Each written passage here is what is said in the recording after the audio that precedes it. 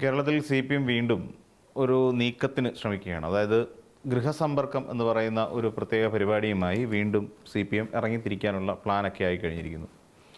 ഈ ഗൃഹസമ്പർക്കവുമായി ബന്ധപ്പെട്ടുകൊണ്ട് CPM ഉദ്ദേശിക്കുന്ന ചില കാര്യങ്ങൾ എന്തൊക്കെയാണെന്ന് വെച്ചാൽ, കൃത്യമായി പറഞ്ഞാൽ CPM-നെ സംബന്ധിച്ചിടത്തോളം കഴിഞ്ഞ തെരഞ്ഞെടുപ്പിന് മുൻപും ഇതേപോലെ ഗൃഹസമ്പർക്ക പരിപാടിയൊക്കെ നടത്തിയിരുന്നു. പക്ഷേ അത് ഫ്ലോപ്പായി പോയി എന്നുള്ളതാണ് വസ്തുത. എന്തിനായിരുന്നു അന്നത്തെ ഗൃഹസമ്പർക്കം എന്ന് ചോദിച്ചു കഴിഞ്ഞാൽ, ഇടതുപക്ഷ സർക്കാരിൻ്റെ കാലത്തുണ്ടായിരുന്ന വികസന പദ്ധതികളെക്കുറിച്ചും വികസന നേട്ടങ്ങളെക്കുറിച്ചുമൊക്കെ സാധാരണക്കാർക്കിടയിലേക്ക് അല്ലെങ്കിൽ പൊതുധാരയിലേക്ക് എത്തിക്കുക എന്നുള്ള ഉദ്ദേശമായിരുന്നു അന്ന് ഗൃഹസമ്പർക്ക പരിപാടി കൊണ്ട് ഉദ്ദേശിച്ചിരുന്നത്. അത് സർക്കാർ എന്തൊക്കെ വികസന പ്രവർത്തനങ്ങൾ നടത്തിയിട്ടുണ്ട്, സർക്കാരിൻ്റെ ഭാഗത്തു നിന്ന് എന്തൊക്കെയാണ് സാധാരണക്കാർക്ക് കിട്ടിയത് തുടങ്ങിയ ഒരുപാട് കാര്യങ്ങൾ ഒക്കെ പറയാൻ വേണ്ടിയിട്ടായിരുന്നു. പിന്നെ തന്നെയുമല്ല, അന്ന് പ്രതിപക്ഷ നേതാവ് പറയുന്നതെല്ലാം നുണയാണ്. പ്രതിപക്ഷ നേതാവ് നുണ പറഞ്ഞിങ്ങനെ നടക്കുകയാണ് ഇടതുപക്ഷത്തെ തകർക്കാൻ വേണ്ടിയിട്ട്. അതിനെ പ്രതിരോധിക്കുക എന്നുള്ളതും ഇടതുപക്ഷ നേതാക്കന്മാരുടെ അല്ലെങ്കിൽ CPM നേതാക്കന്മാരുടെ ആവശ്യം തന്നെയായിരുന്നു. കാരണം അവർക്കൊരു തുടർ ഭരണമാണ് തങ്ങൾക്ക് ആവശ്യം എന്നവർ അടിയുറച്ച് വിശ്വസിച്ചിരുന്നു. എന്നാൽ ഫലം മറിച്ചൊന്നായിരുന്നു. അങ്ങനെ ഗൃഹസമ്പർക്കമൊക്കെ നടത്തി ഇരുന്നു എങ്കിൽ തന്നെയും, അല്ലെങ്കിൽ ഭാവിയിൽ ഞങ്ങൾക്ക് എന്തൊക്കെ ചെയ്യാനാണ് ഉദ്ദേശിക്കുന്നത് എന്നൊക്കെ അടക്കം പറയുക എന്നുള്ളതായിരുന്നു അക്ഷരാർത്ഥത്തിൽ അവർ ഉദ്ദേശിച്ചത്. പക്ഷേ ഫലം മറിച്ചായിരുന്നു. എന്ന് വെച്ചാൽ ഇടതുപക്ഷം ദയനീയമായി പരാജയപ്പെടുന്ന ഒരു സാഹചര്യം കേരളത്തിലുണ്ടായി.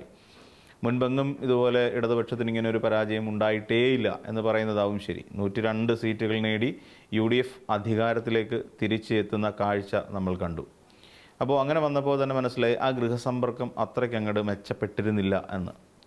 പിന്നീട് ഇതുമായി ബന്ധപ്പെട്ടുകൊണ്ട് നാനാഭാഗങ്ങളിൽ നിന്ന് ഉയർന്നു വന്ന വിവാദങ്ങളൊക്കെ പരിശോധിച്ചപ്പോൾ സത്യത്തിൽ നേതൃത്വത്തിൻ്റെ ഫലമായിട്ടാണ്, അല്ലെങ്കിൽ നേതൃത്വത്തിൻ്റെ കഴിവുകേട് കൊണ്ടാണ് ഇങ്ങനെ ഒരു തോൽവി ഇടതുപക്ഷത്തിന് നേരിടേണ്ടി വന്നത് എന്ന് ഉറച്ചു വിശ്വസിക്കേണ്ട ഒരു ഗതികേടിലേക്ക് കാര്യങ്ങൾ പോയി.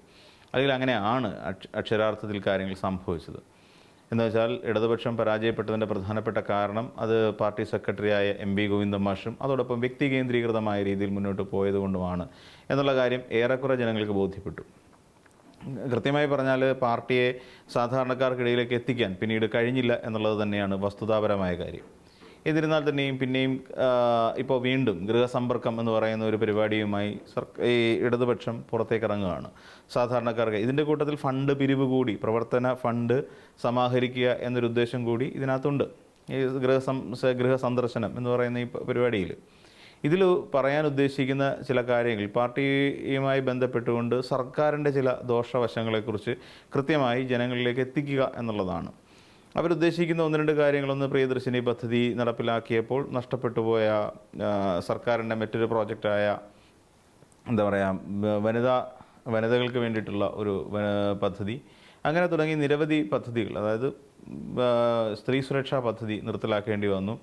KSRTC-യിലെ ഈ ശമ്പളവുമായി ബന്ധപ്പെട്ടുള്ള പ്രതിസന്ധികൾ, കടമെടുപ്പ്, അങ്ങനെ തുടങ്ങി ഒരുപാട് വിഷയങ്ങൾ. അതായത് UDF സർക്കാരിൻ്റെ ഭരണത്തിൻ്റെ മോശപ്പെട്ട കാര്യങ്ങളെക്കുറിച്ചും മറ്റൊരു തലത്തെക്കുറിച്ചുമൊക്കെ പറഞ്ഞ് ജനങ്ങളെ ബോധ്യപ്പെടുത്തുക എന്നൊരു ഉദ്ദേശം കൂടി അതിനകത്തുണ്ട്. പക്ഷേ അത് എത്ര കണ്ട് ഫലപ്രദമാകും എന്നുള്ളതാണ് നമുക്ക് മനസ്സിലാകാത്തത്. കാരണം UDF സർക്കാരിൻ്റെ കാര്യങ്ങൾ പലതും അങ്ങോട്ടേക്ക് പറയുമ്പോൾ ഇവിടെ സംഭവിക്കാനിടയുള്ള ഒരു പ്രധാനപ്പെട്ട കാരണം ജനം തിരിച്ചു ചോദിച്ചു തുടങ്ങും. അപ്പോൾ നിങ്ങൾ കഴിഞ്ഞ 60 വർഷക്കാലം കേരളം ഭരിച്ചിട്ട് എന്തുകൊണ്ടാണ് ഇതേ അവസ്ഥയിൽ തന്നെ തുടരുന്നത് എന്നൊരു ചോദ്യം തീർച്ചയായിട്ടും പൊതുജനത്തിൻ്റെ ഇടയിൽ നിന്നുണ്ടാകാനുള്ള സാധ്യത കൂടുതലാണ്. അതോടൊപ്പം നേതൃത്വത്തിനെതിരായ ശക്തമായ വിമർശനവും ഈ പാർട്ടിയുടെ കുടുംബങ്ങളിൽ നിന്ന്, വീടുകളിൽ നിന്ന് തീർച്ചയായും ഇടതുപക്ഷത്തിനെതിരായി ഉണ്ടാകാനുള്ള സാധ്യതയും വളരെ കൂടുതലാണ്. അപ്പോൾ ഇങ്ങനെയുള്ള നിലവിലുള്ള 1-2 സാഹചര്യങ്ങൾ പരിഗണിക്കുമ്പോൾ ഇതൊരു വാക്കുതർക്കത്തിലേക്ക് പോകാനുള്ള ഒരു സാധ്യത നമുക്കിവിടെ കാണാൻ സാധിക്കും.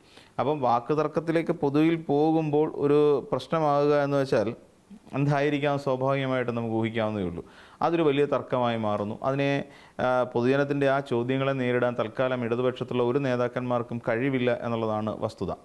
അപ്പോൾ അങ്ങനെ കഴിവില്ലാത്ത ഒരു സാഹചര്യം ഉണ്ടാകുമ്പോൾ സ്വാഭാവികമായും അതൊരു തർക്കത്തിലേക്ക് പോവുകയും അതൊരു വലിയ തർക്കമാവും. നിലവിൽ ഇടതുപക്ഷ നേതാക്കന്മാർക്ക് ലഭിക്കേണ്ടിയിരിക്കുന്ന ഒരു പ്രസക്തി കൂടി നഷ്ടപ്പെടാനുള്ള സാധ്യതയും ഈ ഗൃഹസമ്പർക്ക പരിപാടിയിൽ ഉണ്ടാകാനുള്ള സാധ്യതയുണ്ട്.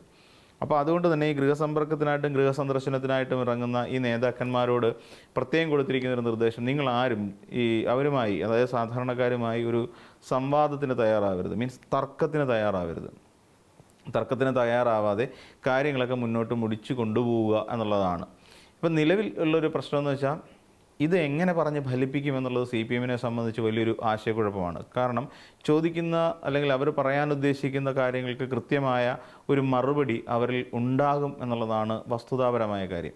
അപ്പോൾ അങ്ങനെ ഉണ്ടാകാതിരിക്കാൻ വേണ്ടി തന്നെയും അവരെ സംബന്ധിച്ച്, അതായത് ഇടതുപക്ഷത്തെ സംബന്ധിച്ച് ഒരു വലിയ പ്രതിസന്ധിയാണ്. അവരാദ്യം ചോദിക്കാൻ, നിങ്ങൾക്ക് എന്തിനാണ് എം വി ഗോവിന്ദൻ മാഷിനെ നിങ്ങൾ കൊണ്ടു നടക്കുന്നത്? പാർട്ടി സെക്രട്ടറി ആയിട്ട് എം വി ഗോവിന്ദൻ മാഷിനെ വീണ്ടും നിങ്ങൾ വെച്ച് പുലർത്തുന്നത് എന്തിനാണ്?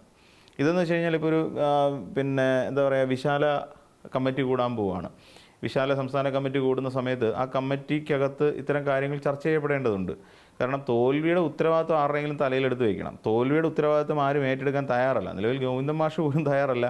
ഈ പറയുന്ന പാർട്ടി തോറ്റേൻ്റെ പിന്നിൽ ഉള്ള ആൾ ഞാനാണ്, അതുകൊണ്ട് എനിക്കിത് വലിയ ബുദ്ധിമുട്ടുണ്ടാക്കുന്ന കാര്യമാണ്, എന്നെ സംബന്ധിച്ചിടത്തോളം പാർട്ടി കമ്മിറ്റി ഞാനാണ് എൻ്റെ തോൽവി, ഞാൻ ഉത്തരവാദിത്വം ഏറ്റെടുക്കുന്നു എന്ന് പറഞ്ഞുകൊണ്ട് ഒരിക്കലും പാർട്ടിയിലെ ഗോവിന്ദൻ മാഷിന് തയ്യാറാവില്ല.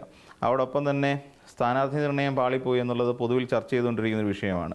അപ്പോൾ സ്ഥാനാർത്ഥി നിർണ്ണയം പാളിപ്പോയി എന്നുള്ള കാര്യത്തിലും ഒരു കാരണവശാലും പാർട്ടിക്കാരി ഗോവിന്ദൻ മാഷിൻ്റെ ഭാര്യ തളിപ്പറമ്പിൽ സ്ഥാനാർത്ഥിയായിരുന്നു. T K Govindan master. അതുകൊണ്ടാണല്ലോ വിമതനായി മത്സരിക്കേണ്ടി വന്നത്.